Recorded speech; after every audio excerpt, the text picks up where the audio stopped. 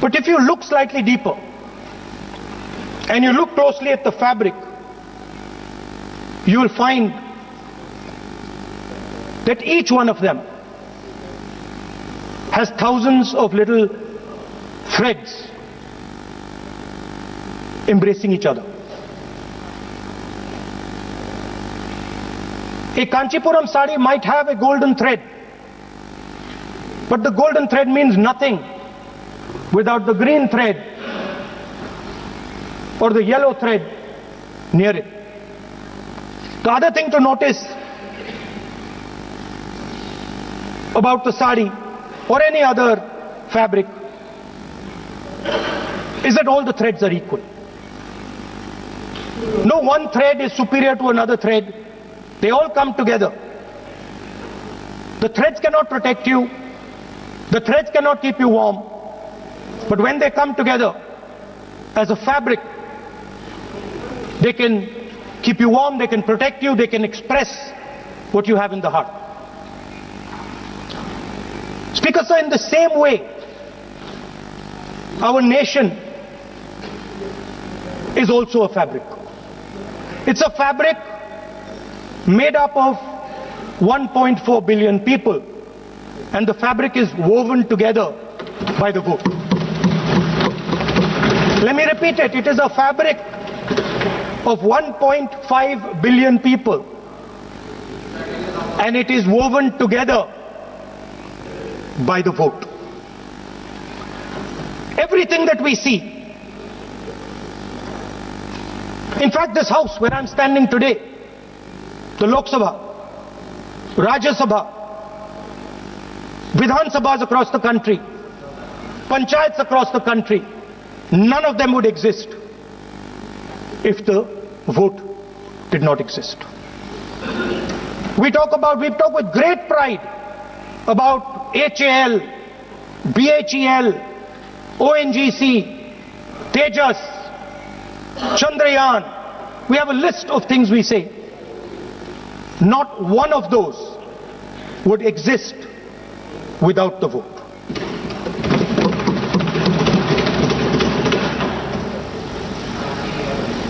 Speaker sir, it is the idea that every thread, every person in the Union of India is equal that disturbs my friends in the RSS. They are happy to see the fabric, but they cannot stand the idea that every single person in the fabric of our country, regardless of what religion they come from, regardless of what community they come from, regardless of what language they speak, should be equal. Because they fundamentally do not believe in equality. They believe in a hierarchy, and they believe that they should be on top of that hierarchy. Speaker sir, on the 30th of January 1948, 3 bullets pierced the chest of Mahatma Gandhi.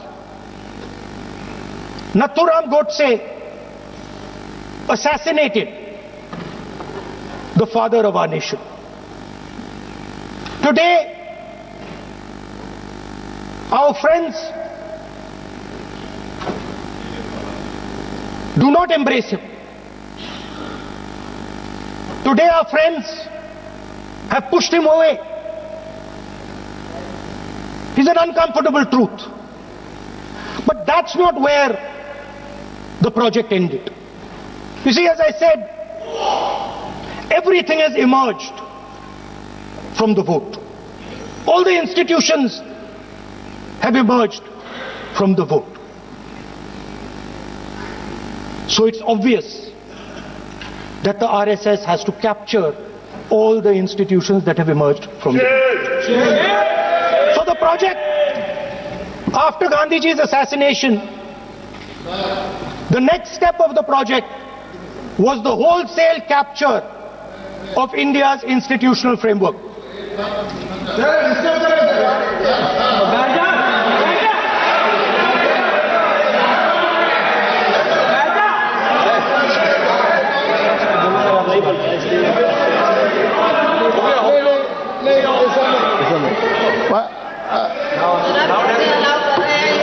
this, sir? Sir अभी नहीं पहना हुआ आज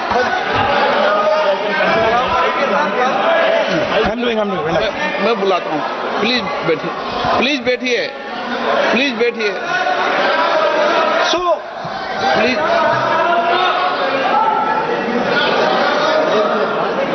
sir, आप बोले पर हाथ मत जोड़े।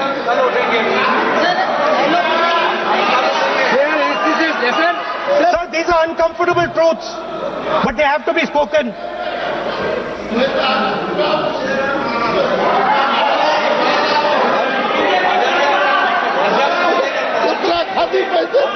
थोड़ा बता दे। So these are uncomfortable truths, but they have to be spoken. My friends don't like the connections I'm making. They're disturbed by them. It's obvious. Speaker, sir, so after the father of the nation was assassinated, his vision of an equal India, of an India where institutions belong to the people, had to be destroyed. And so the process started, and the RSS attempted to capture one institution after the other. And I will give some examples so that it is crystal clear that this is the case. Everybody knows how vice chancellors are placed on top of Indian universities today. Every single person knows this. You go to any university, you speak to any youngster in India, he will tell you that it does not matter whether the professor has qualifications, it does not matter whether the professor has a scientific temperament. The only thing that matters is the professor belongs. माननीय सदस्य, एक minute, माननीय सदस्य, चुनाव सुधारों पर चर्चा हो रही है। सर ये मैं उसी पे कर रहा हूँ सर। आप किसी भी संगठन का नाम जो इस हाउस का नाम ले, एलओपी है तो इसका मतलब ये नहीं है। एलओपी का मतलब नहीं, आप जनरल बात बोलो, आप राष्ट्रपति भाषण में बोलिए जनरल बात। सर हम लोग सुनना चाहते हैं। सर स्पीकर सर, हम लोग सुनेंगे शांति से, हम लोग शांति से सुनना चाहते हैं। और ये आप लोग सुनिए ना क्या कहना चाहते हैं। धमकी देंगे आप? हम लोग सुनने के लिए बैठा है। अभी तक नेता प्रतिपक्ष एक शब्द चुनाव सुधार पे अभी तक आया ही नहीं है। संसदीय कार्य मंत्री बोल रहे हैं। मैं स्पीकर का परमिशन से ही बोल रहा हूँ। हम सुनने के लिए बैठे हैं। अरे हम सुनने के लिए बैठे हैं। नेता प्रतिपक्ष चुनाव सुधार के लिए जो सुझाव देंगे सुनने के लिए तो हम बैठे हैं, लेकिन चुनाव सुधार को नहीं बोलते हुए कहा जो इस सदन से कोई वास्ता नहीं, जो संगठन उसका कहानी किसी और का बोलना ये कोई उचित नहीं है। समय बहुमूल्य है, समय का मर्यादा भी है, सबका सब यहाँ सुनने के लिए बैठे हैं और ये समय बहुत कीमती है। इसलिए हर एक पल अच्छा शब्दों का कोई अच्छा ज्ञान दे, सुझाव दे, सुनने के लिए हम लोग बैठे हैं। मेरा एक सीमित अनुरोध है नेता प्रतिपक्ष से, आप विषय पर ही रहिए। हम लोग सब बैठे हैं, गृहमंत्री जी भी सुनने के लिए बैठे हैं, लेकिन आप विषय पर नहीं बोलेंगे तो जो विषय तय किया गया है उसका क्या मतलब है। अगर चुनाव सुधार पर ही नहीं बोलेंगे तो फिर इतना समय सबका क्यों बर्बाद करना चाहते हैं नेता प्रतिपक्ष। Should I leave? Then you speak. Should I leave? You speak then. You speak. What is it? You are parliamentary affairs minister. You are a parliamentary affairs minister. You are disturbing the lobby. How can it be? You are a parliamentary affairs minister. You are disturbing. Subject में नहीं आपके lobby. आपका lobby subject में नहीं. ये विषय कर रहे हैं. The discussion that one second. The discussion is about the vote and electoral. The discussion is about the vote. एक मिनट सर मुझे बोलने नहीं दीजिए।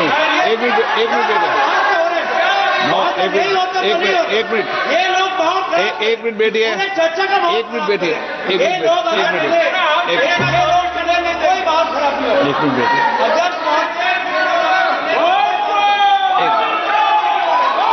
एक मिनट बैठिए, एक मिनट। माननीय सदस्य में बैठे बैठे अनऑफिशियली बोल रहे हैं, उस विषय बोल रहे हैं। सदन की गरिमा को बनाए रखें, आसन को चुनौती देने का प्रयास मत करिए, ये ठीक नहीं है। Speaker sir, I want to make it very clear. Please. Speaker sir, I want to make it very clear. The discussion is about votes. The discussion is about the stealing of votes. The discussion is about the SIR, and I am framing my discussion about votes. Yes. And what is happening here is patently unfair. I am not being allowed to speak. I am being disturbed, and I put my protest here. I have done absolutely nothing wrong. I am talking about the subject. In order to capture the vote, you have to capture institutions. I am saying that institutions of India are captured, and I will come to the point, which is Election Commission is captured. So, the project of the RSS was to capture the institutional framework of the country, and I said how the education system has been captured. Vice Chancellor after Vice Chancellor after Vice Chancellor is placed not on merit, not on capability, not on scientific temper, but on the fact that he belongs to a particular organization. Second capture, which helps in destroying democracy, the capture of the intelligence agencies. We have the Home Minister sitting here. The capture of the CBI, of the ED, of the Income Tax Department. And the systematic placement of bureaucrats who favor their ideology and attack the opposition and anybody who chooses to oppose the RSS. That is the second institutional capture. And the third there are many more. I can go on. And the third institutional capture is...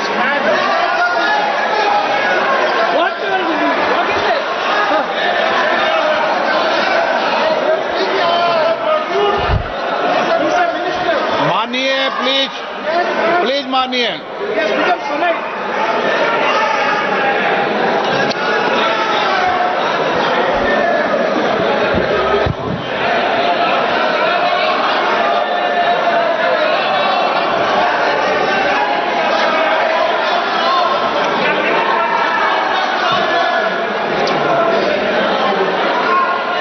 And the third capture of the institution that directly controls the election system of our country, the Election Commission. Now, I am not saying this without proof. I have put forth adequate proof about how the Election Commission is colluding with those in power to shape the elections. But I want to ask three questions first, which will make it very clear that the BJP is directing and using the Election Commission to damage India's democracy. The first question, why is it that the CJI was removed from the selection panel of the Election Commissioner? What motivation could there be to remove the CJI? Do we not believe in the CJI? Of course we believe in the CJI. Why is he not in that room? I sit in that room. It is so-called a democratic decision. On one side, Prime Minister Narendra Modi and Mr. Amit Shah. On the other side, the leader of the opposition. I have no voice in that room. What they decide is what happens. So the first question, why is the Prime Minister and Amit Shah so keen on choosing exactly who the Election Commissioner is going to be? Second question, and even more devastating question, no Prime Minister has done this in the history of India. In December 2023, this government changed the law. They changed the law to make sure that no election commissioner could be punished for any action they take while they are election commissioner. Immunity. Why would the Prime Minister and Home Minister give this gift of immunity to the election commissioner? Why would they need to give this tremendous gift that no Prime Minister has given ever before to the election commissioner? Yes. Mr. Shah is looking into the ceiling. Maybe he will answer this question when he speaks. And finally, why was the law with regards to CCTVs and the data that they contain changed? Why was a law put in place that allows the election commission to destroy CCTV footage 45 days after the election? What is the need? The answer given is it is a question of data. It is not a question of data. It is a question of stealing the election. Now, what is the result of this institutional capture? What is the result of controlling the Chief Election Commissioner and the Election Commission? First of all, we have a set of election campaigns that are tailored for the Prime Minister. 3-month, 4-month, 5-month long campaigns are taking place so that the Prime Minister's schedule can be fitted in to the program. Second, we have a Brazilian woman who appears 22 times on the voter list of Haryana. Please. No. 22 times this lady appears. एक minute please एक minute. आप नेता प्रतिपक्ष है, मैं इस तरीके से सदन की कार्रवाई नहीं चलने दूंगा. ये सदन है, सदन की गरिमा को बनाए रखें. आप सदन की गरिमा से बोलेंगे तो ठीक नहीं, जैसे सदन नहीं चलेगा. नो, गलत तरीका है आपका, नहीं होगा. आप ले रहिए, आप ले रहिए. नहीं, माननीय प्रतिपक्ष के नेता, आप पहले अपने सदस्यों को समझाइए. नहीं चलेगा, नहीं, ठीक नहीं है. नो, नहीं, बिल्कुल नहीं चलेगा. अगर आप सर माननीय प्रतिपक्ष के नेता, आप अपने सदस्यों को गरिमा समझाइए. सर, बट ये तरीका आप इतने सालों तक यहाँ पर हैं, ये तरीका उचित है क्या? सर, विरोध का तरीका होता है, लेकिन ये उचित तरीका नहीं है. तरीका इधर भी नो, उधर का तरीका क्या है सर? नो, सबका तरीका उधर से होगा, उधर से भी बोलेंगे, इधर से बोलेंगे, सब जगह से बोलेंगे. Speaker sir, I don't agree with the showing of photographs here, but it is a reflection of our democratic structure. This is what is happening in our democracy, that you're not allowing us to show. This Brazilian woman has appeared 22 times on the voter list in Haryana. And not only that, there is one woman whose name has appeared 200 times, more than 200 times in one booth in Haryana. And it is very clear, and I have proven without doubt, that the election of Haryana was stolen and the theft was ensured by the Election Commission of India. I've said it again and again and again. Now, nowhere has the Election Commission answered my questions. The Election Commission has not told me why this lady's picture has appeared on the polling list. They have not told me why lakhs and lakhs of duplicate voters are existing. They have not told me why a BJP leader is coming from Uttar Pradesh to vote in Haryana. These are straightforward questions. And there is clear proof which I have put in front of the country. Right? But the Election Commission has no answer to these questions. And that is the result of the complete capture of the Election Commission by the people across the aisle.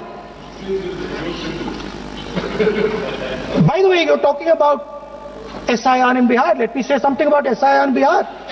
Why is it that after the SIR in Bihar, 1.2 lakh duplicate photos are existing in Bihar, in the voting list? If you've cleaned up the voting list, why are there 1.2 lakh duplicates in Bihar? And we've not just proven this about Haryana. We have proven this in Karnataka, we have proven this in Maharashtra, and I'm absolutely certain this is how you're winning elections in Madhya Pradesh, in Uttar Pradesh, in Bihar, across the country. Now, so what I'm putting on the table is, it is very clear that you've captured the institution. I've shown the mechanism of that capture. I'm also showing you how the Election Commission is doing things that are completely out of line. I'm not getting any answers. Right? So now, let us come to how, when we are talking about electoral reform. Electoral reform is very simple. The point is, nobody wants to do it. The government doesn't want to do it. What does electoral reform require? What we've been saying. Number one, give machine-readable voter lists to all political parties 1 month before the election. That's the first step. The second step is take back the law that allows the destruction of CCTVs, CCTV footage. Very simple, not difficult. While you're doing that, also tell us what is the architecture of the EVM. Give us access to the EVM. Let our experts go and see what is inside the EVM. Till today, we have not had access to the EVM. We are not shown the architecture of the EVM. We're not can see an EVM. Give us the architecture. Give us access to the EVM. And finally, please change the law that allows the election commissioner to get away with whatever he wants to do. That's all the electoral reforms you need. And I want to assure the election commissioner that they might be under the impression that this law lets them get away with it. Let me remind them, don't worry, we are going to change the law, and we are going to change it retroactively, and we are going to come and find you. Right? So this is the situation that the country is faced with. You know, everybody says to us, India is the biggest democracy. Actually, I was thinking today, we are not just the biggest democracy, we are the greatest democracy. And I'm not saying it just like that. I'm saying it, America calls itself the oldest democracy. But the democracy that weaves together the largest number of people, the largest diversity of people, the largest number of languages, the largest number of states is this. And so our most powerful asset, the thing that stitches together the entire concept of modern India, stitches together the fabric of modern India, brings people together, allows them to build this great nation, is being attacked by these people. They're destroying it. You know they're destroying it, I know they're destroying it, and they know they're destroying it. And I'd like to conclude by saying that the biggest anti-national act you can do is vote chori. There is no bigger anti-national act that you can do than vote chori. Because when you destroy the vote, you destroy the fabric of this country. You destroy modern India, you destroy the idea of India. So I'd like to conclude by saying vote chori is an anti-national act, and those across the aisle are doing an anti-national act. Thank you.